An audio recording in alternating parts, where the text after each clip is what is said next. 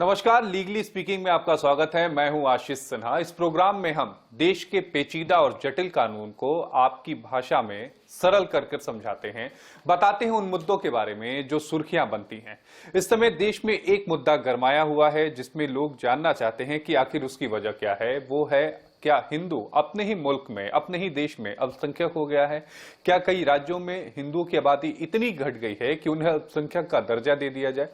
इसी मुद्दे पर खास बातचीत करने के लिए हमारे साथ अश्वनी उपाध्याय जी हैं, जो सुप्रीम कोर्ट के वकील हैं। अश्वनी उपाध्याय जी, लीगली स्पीकिंग में आपका स्वागत है। अश्वनी उपाध्याय जी इसलिए क्योंकि ये पूरा मुद्दा अश्वनी उपाध्याय जी ने जो सुप्रीम कोर्ट में याचिका दाखिल की उसके बाद से गरमाया। अश्वनी जी, सबसे पहले आप ये बताइए कि जो आपने याचिका सुप्रीम कोर्ट में दाखिल की है उसमें आपने क्या मांग की है? देखिए, हमने उसमें दो मांग किया है। हमने ये कहा है कि आप माइनॉरिटी मेजॉरिटी का कॉन्सेप्ट खत्म कर दीजिए। 1992 में जो माइनॉरिटी कमीशन एक्ट बनाया था उस समय की नरसिम्हा राव सरकार ने, उसको खत्म कर दीजिए। 2004 में जो माइनॉरिटी एजुकेशन एक्ट बनाया था मनमोहन सिंह की सरकार ने, उसको खत्म कर दीजिए। 2006 में जो माइनॉरिटी अफेयर मिनिस्ट्री बनी, इसको खत्म कर दीजिए। हमारा ये कहना है, इस देश में सबको समान अधिकार, सबको समान धार्मिक अधिकार, सबको समान नागरिक अधिकार, सबको equal human right, equal civil right. NHRC है भारत में, वो सबके लिए है, हिंदू मुसलमान सबके लिए है। नेशनल विमेन कमीशन है, वो सबके लिए है, हिंदू मुसलमान सबके लिए है। इसलिए न अलग से माइनॉरिटी कमीशन की जरूरत है। सोशल जस्टिस मिनिस्ट्री है, वो सबके लिए है, इसलिए अलग से माइनॉरिटी अफेयर मिनिस्ट्री की जरूरत नहीं है। तो माइनॉरिटी मेजॉरिटी कॉन्सेप्ट खत्म हो जाए, ये हमारी प्राइमरी मेन मांग है। जो आपकी पहली प्रेयर है, पहली ये कहती है। हाँ। दूसरी हमारी प्रेयर ये कहती है कि यदि आप माइनॉरिटी कॉन्सेप्ट को जारी रखना चाहते हैं तो सबसे पहले माइनॉरिटी को डिफाइन करिए। माइनॉरिटी कौन? माइनॉरिटी को आइडेंटिफाई करने की गाइडलाइन तय करिए। 1%, 2%, 3%, 5%। सुप्रीम कोर्ट 2002 में कह चुका है कि केंद्रीय स्तर पर कोई माइनॉरिटी मेजॉरिटी नहीं होगा। दो जजमेंट का आप हवाला आपने अपनी याचिका में दिया है, जो मैंने आपकी याचिका पढ़ी है। एक सुप्रीम कोर्ट के 2002 के फैसले का, जो 11 जजेस बेंच का फैसला था, जिसमें सुप्रीम कोर्ट ने बहुसंख्यक और अल्पसंख्यक की परिभाषा को बताया था। उसके बाद कांग्रेस की रिजीम आई, कुछ परिवर्तन किए, ठीक है। 2005 में फिर सुप्रीम कोर्ट का एक जजमेंट आता है जिसमें सुप्रीम कोर्ट फिर एक बार बहुसंख्यक और अल्पसंख्यक की परिभाषा को बताता है।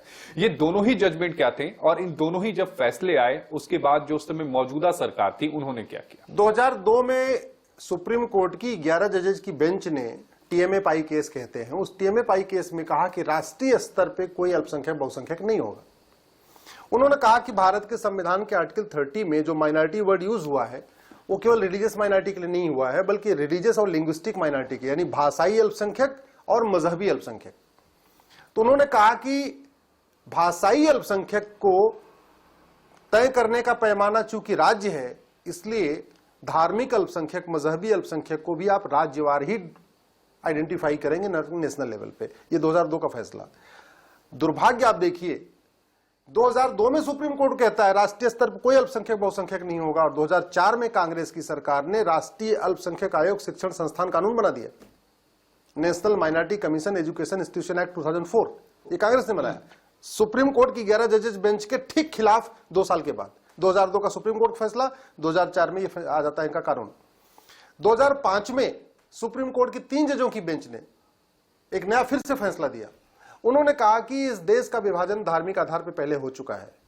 ये धार्मिक आधार पे योजनाएं बनाना, मजहब के आधार पे अल्पसंख्यक बहुसंख्यक का निर्धारण करना, मजहब के नाम पे चीजों को और जो भी वजीफा ये सब चीजें हैं उनको प्रमोट करना, ये देश के लिए अच्छा नहीं है। ज्यादा अच्छा होगा कि जितने जल्दी हो सके इस माइनॉरिटी मेजॉरिटी कॉन्सेप्ट को खत्म कर दिया जाए। 2005 का फैसला। ऐसे लगता है कि कांग्रेस इसी ताड़ में बैठी हुई थी, कब कुछ सुप्रीम कोर्ट का फैसला आए फिर मैं इसको चिढ़ाऊं। अगले साल 2006 में भारत में पहली बार माइनॉरिटी अफेयर मिनिस्ट्री, अल्पसंख्यक कल्याण मंत्रालय, उसके पहले तक नहीं होती थी। सोशल जस्टिस मिनिस्ट्री पहले भी थी, आज भी है। सोशल जस्टिस मिनिस्ट्री हिंदुओं का भी कल्याण करती है, मुस्लिम का भी कल्याण करती है, सबका कल्याण करती है।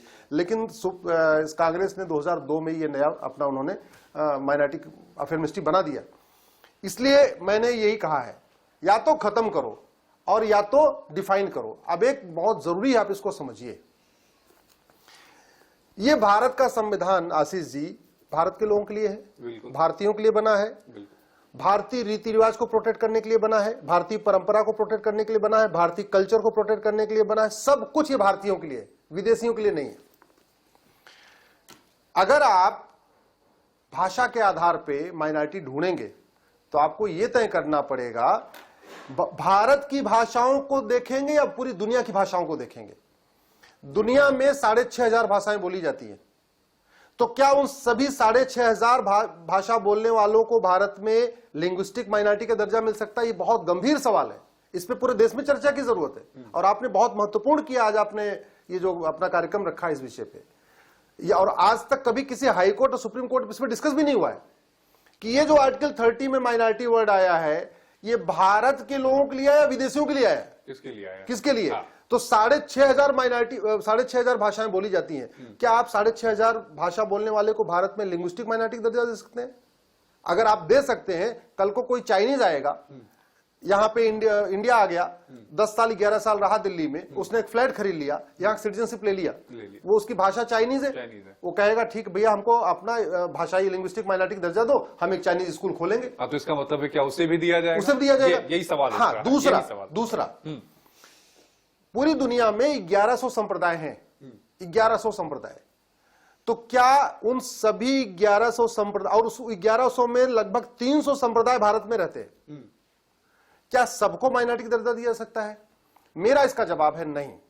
मेरा यह कहना है कि जो भारतीय भाषाएं हैं उनको भारत के अंदर लिंग्विस्टिक माइनॉरिटी दर्जा मिल सकता है। मैंने यूपी में कोई तमिल बोलने वाला रह रहा है, उसको लिंग्विस्टिक माइनॉरिटी की प्रोटेक्शन मिलनी चाहिए। तमिलनाडु में कोई हिंदी बोलने वाला रह रहा है, उसको लिंग्विस्टिक माइनॉरिटी प्रोटेक्शन मिलना चाहिए। चाइनीज, जर्मन और फ्रेंच और सिंगापुर की भाषा या कोरियन बोलने वाले को भारत में आप कैसे लिंग्विस्टिक माइनॉरिटी दर्जा दोगे? और यदि नहीं देना है, आप भाषा के मामले में कहते नहीं मैं तो भारतीय भाषाओं को यहां पे लिंग्विस्टिक माइनॉरिटी मानूंगा, फिर विदेशी मजहब को आप माइनॉरिटी कैसे मान सकते हो? सुप्रीम कोर्ट तो कह चुका है, पैरामीटर जो होगा, जो यार्ड स्टिक होगी, वो रिलीजियस माइनॉरिटी, लिंग्विस्टिक माइनॉरिटी के लिए एक होगी। स्टेट लेवल पे आइडेंटिफाई करना है तो आप रिलीजियस माइनॉरिटी पे आइडेंटिफाई करिए स्टेट लेवल पे, और लिंग्विस्टिक माइनॉरिटी आइडेंटिफाई करिए। तो जब ये विषय आ गया कि पैरामीटर एक होगा, और भाषा के मामले में आपने बोला कि हम विदेशी भाषाओं को भारत में लिंग्विस्टिक माइनॉरिटी दर्जा नहीं देंगे, तो विदेश में पैदा हुए रिलीजन को आप कैसे दे देंगे?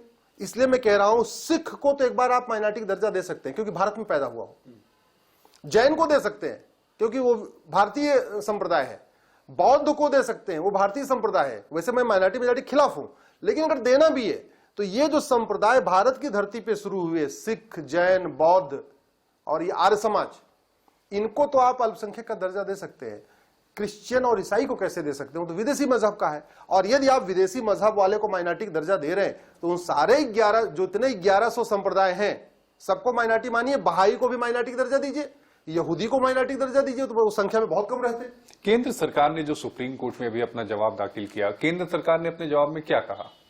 केंद्र सरकार ने यह कहा है कि राज्य सरकारें भी इसको माइनॉरिटी तय कर सकती हैं, माइनॉरिटी का दर्जा दे सकती है। लेकिन वो जिसने ड्राफ्ट बनाया है, मुझे लगता है उसने शायद संविधान को अच्छी तरीके से समझा नहीं है और सुप्रीम कोर्ट के फैसले को शायद उसने ठीक से पढ़ा नहीं है। राज्यवार ये असंभव है। कैसे असंभव आप समझिए, अगर हमने राज्यों के ऊपर छोड़ दिया कि ठीक है राज्य तय करेंगे माइनॉरिटी किसको देना है जी। बंगाल में 27% मुस्लिम है, मुस्लिम्स ममता बनर्जी को वोट करते हैं, तो ममता बनर्जी माइनॉरिटी को जो पैरामीटर तय करेंगे वो 30% करेंगी, जिससे कि मुस्लिम्स को भी माइनॉरिटी दर्जा मिलता रहे। बिहार में मुस्लिम 18% है, तो नीतीश कुमार जी माइनॉरिटी तय करने का पैमाना 20% रखेंगे। केरल में मुस्लिम 27% है, तो केरल की सरकार 30% रखेगी। इसलिए यह असंभव है।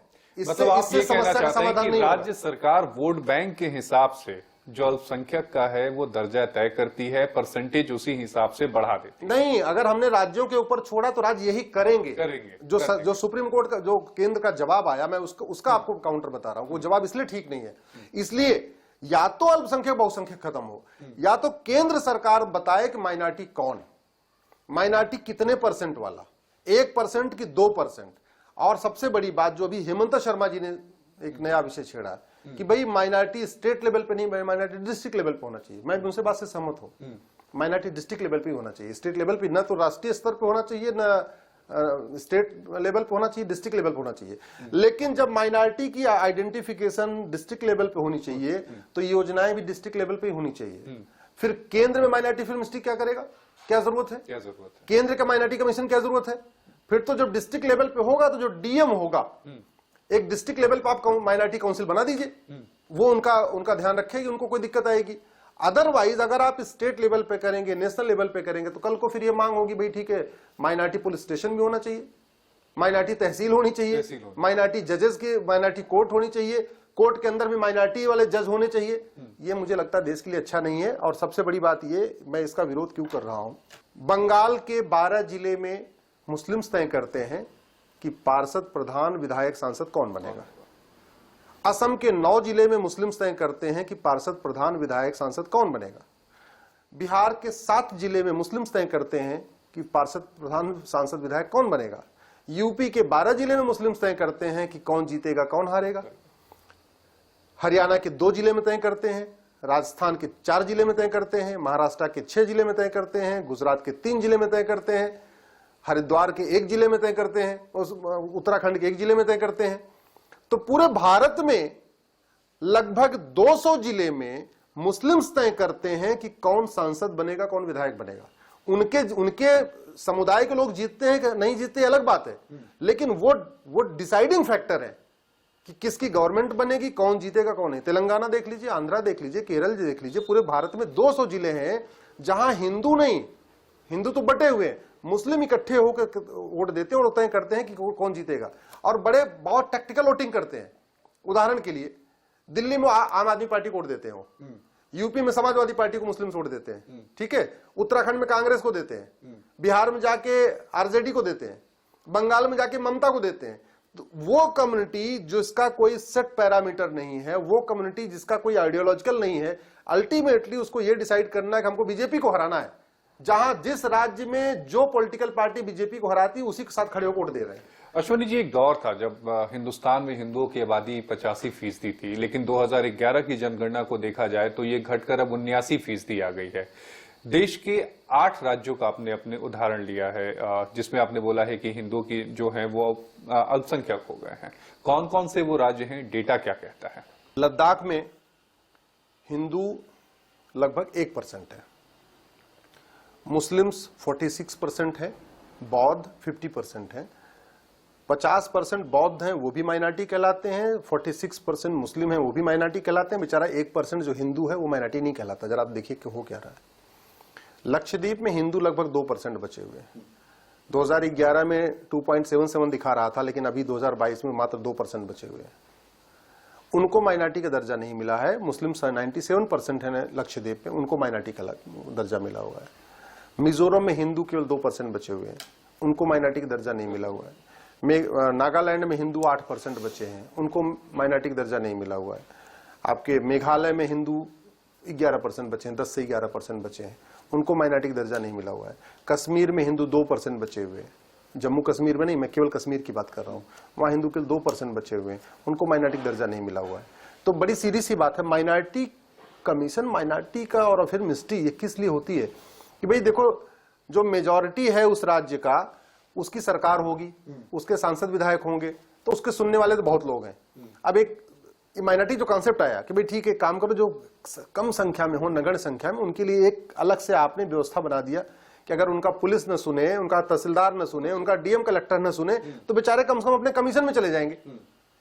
और हो क्या रहा है कि जिसकी सरकार है वही माइनॉरिटी कमीशन का चेयरमैन बन के बैठा हुआ है। उल्टा होना चाहिए, जिसकी गवर्नमेंट होनी चाहिए, माइनॉरिटी कमीशन का चेयरमैन उसका उल्टा होना चाहिए। माइनॉरिटी कमीशन का चेयरमैन भी माइनॉरिटी का आदमी होना चाहिए, माइनॉरिटी कमीशन चेयर माइनॉरिटी, उसके मेंबर्स भी माइनॉरिटी होने चाहिए।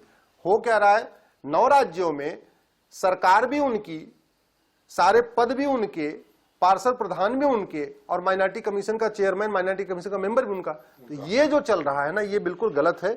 और यूएन की जो डिफिनीशन है आशीष जी, यूएन कहता है एनी ग्रुप और community which is socially, economically, politically non dominant. Socially, economically, politically, तीनों तरीके से नॉन डोमिनेंट होना चाहिए, उसका कोई वजूद नहीं होना चाहिए। एंड इनफीरियर इन पॉपुलेशन, संख्या में नगण्य होना चाहिए, उसको माइनॉरिटी का दर्जा मिलना चाहिए, ये यूएन कहता है। दूसरी बात, सबसे जो बेसिक सवाल है, क्या भारत में minority commission, minority film ministry की जरूरत है क्या? नहीं। क्यों नहीं, आप इसको समझिए। आर्टिकल 14 कहता है सब लोग समान है। आप सुप्रीम कोर्ट में आते हैं, आपको आप जितना मुझे कानून आता है उतने कानून आपको भी आता है। आर्टिकल 14 कहता है equality before law, equal protection of law. Article 15 कहता है जाति, धर्म, भाषा, मजहब के आधार पर भेदभाव नहीं होगा। आर्टिकल 16 कहता है सबको समान अवसर मिलेगा। आर्टिकल 19 कहता है कि कोई भी कहीं पे भी जाके बस सकता है, कहीं जाके रह सकता है, कहीं जाके रोजगार शुरू कर सकता है, कहीं पे जाके अपना घर मकान बना सकता है, हिंदू या मुसलमान। Article 21 right to life liberty, जितना हिंदुओं को है उतना मुस्लिम्स को है। आर्टिकल 25 में धार्मिक अधिकार जितना हिंदू को है उतना मुस्लिम को है। आर्टिकल 26 में हिंदुओं को जितना अधिकार अपना मंदिर बनाने का है, मुस्लिम्स को उतना अधिकार अपनी मस्जिद बनाने का है, मजार बनाने का है। तो फिर माइनॉरिटी मेजॉरिटी क्यों, फिर अलग से क्यों? लेकिन आप नहीं, मैं बात कंप्लीट कर रहा हूं। माइनॉरिटी कमीशन की जरूरत पाकिस्तान में है, क्योंकि पाकिस्तान में जितने मैंने आपको अधिकार बताए वहां पे हिंदुओं को नहीं है, इसलिए वहां पे minority commission, minority film ministry की जरूरत है। बांग्लादेश में minority commission, minority film ministry की जरूरत है। क्यों? क्योंकि उनको सारे इक्वल राइट नहीं है जो भारत में मुस्लिम्स को मिले हुए हैं या क्रिश्चियंस को मिले हुए हैं। दूसरा, यहां पे तो माइनॉरिटी डबल हो गई, इसलिए यहां क्यों चाहिए minority commission, minority film ministry वहां बनाई जाती है जहां बेचारे खत्म हो रहे हो। पाकिस्तान में जरूरत है जो 21% से 1% हो गए। बांग्लादेश में जरूरत है जहां 27% 7% हो गए। यहां तो बाकायदा बढ़ रहे हैं, जो 8% थे 16% हो गए, जो 1% थे 2% हो गए। तो यहां तो संख्या कम नहीं हो रही है, संख्या बढ़ रही है। एक उदाहरण के तौर पर लेते हैं, चूंकि अगर कोई अल्पसंख्यक उसमें आता है, दायरे में आता है, तो छात्रवृत्ति योजनाएं हैं। अगर हम लड़कियों की बात करें तो मुस्लिम लड़कियां, उनका जो ड्रॉप रेट था वो तकरीबन 70% था, जो अब घटकर वो 30% के करीब रह गया। तो ये अच्छी बात है कि अगर उनको इसका लाभ मिलता है तो। नहीं, आपको इसकी अच्छाई दिखाई दे रही है, आपको इसकी कमजोरी नहीं दिखाई दे रही है। ये स्टेट स्पॉन्सर्ड कन्वर्जन हो रहा है। अच्छा।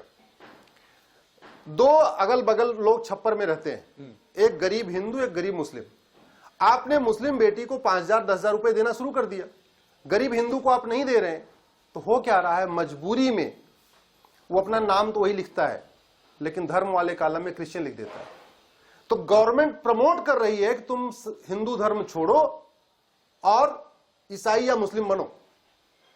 तमिलनाडु में यही हो रहा है, केरल में यही हो रहा है कि बाकायदा प्रमोट किया जा रहा है कि आप इसको छोड़ो और आप कन्वर्ट हो जाओ। आर्टिकल 27 का सीधे सीधे वायलेशन हो रहा है। इस राइट टू एजुकेशन एक्ट को, उसमें एक शब्द जोड़ने की जरूरत है, राइट टू इक्वल एजुकेशन। वो जो 14 साल तक है उसको 18 साल तक करने की इस मुद्दे पर हम आपसे बाद में बात करेंगे, राइट टू इक्वल एजुकेशन, क्योंकि इसको लेकर भी आपकी एक पिटीशन दिल्ली हाईकोर्ट में पेंडिंग है। लेकिन आखिरी सवाल मैं आपसे लूंगा, केंद्र सरकार ये कहती है कि राज्य सरकार ये तय कर सकती है। आपका ये कहना है कि अगर राज्य सरकार तय करेगी तो तुष्टिकरण पैरामीटर अलग अलग होगा, अलग अलग होगा। तो फिर ऐसे में अल्पसंख्यक की परिभाषा तय करेगा कौन? सुप्रीम कोर्ट तय करे या सेंटर तय करे, दो ही तरीका। और सुप्रीम कोर्ट के पास तो पावर है, इनहेरेंट पावर होती है। जहां आपको लगता है कि क्या जाति और मजहब के आधार पर अल्पसंख्यक की परिभाषा तय अभी करना सही होगा, या फिर इकोनॉमिक आधार पर, आर्थिक आधार पर? मेरे समझ से अल्पसंख्यक बहुसंख्यक कॉन्सेप्ट खत्म होना चाहिए। ये दो 1992 का नेशनल माइनॉरिटी कमीशन एक्ट है, 2004 का माइनॉरिटी एजुकेशन एक्ट है, खत्म होना चाहिए। इस देश में बीपीएल की परिभाषा तय है, बिलो पॉवर्टी लाइन की परिभाषा तय है, ईडब्ल्यूएस की परिभाषा तय है, इकोनॉमिकली वीकर सेक्शन। स्वाभाविक जो बीपीएल और ईडब्ल्यूएस में आ रहा है उसमें आप भेद मत करिए। और मैं इसलिए कह रहा हूं, इस देश का विभाजन मजहब के आधार पर हुआ, धर्म के आधार पर हुआ।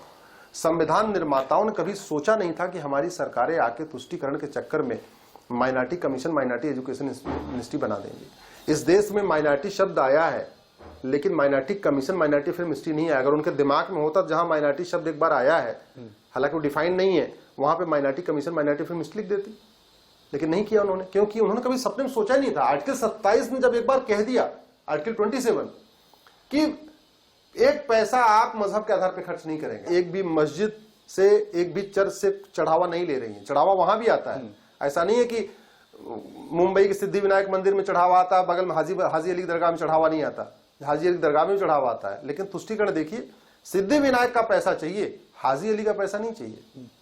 आपको वैष्णो देवी का पैसा चाहिए, हजरत बल की दरगाह इसमें का भी पैसा नहीं याचिका चाहिए। लंबित है अश्वनी जी की गवर्नमेंट कंट्रोल से मंदिरों को फ्री किया जाए, लेकिन आज का मुद्दा जो था वो अल्पसंख्यक और बहुसंख्यक का था। अश्वनी जी, आप हमसे जुड़े उसके लिए बहुत बहुत धन्यवाद। और अल्पसंख्यक और बहुसंख्यक के मुद्दे को अश्वनी जी ने बेहद सरल भाषा में समझाया कि कैसे हिंदुओं की जो आबादी है देश में इस समय 79% तक पहुंच गई है और तकरीबन 8 ऐसे राज्य हैं जहां हिंदू अल्पसंख्यक हो गए हैं। अश्वनी जी की सीधी सी मांग है जितने भी ये अल्पसंख्यक आयोग हैं वो खत्म हो, केंद्र सरकार और सुप्रीम कोर्ट एक नए तरह से अल्पसंख्यक की परिभाषा तय करे। अभी के लिए इतना ही।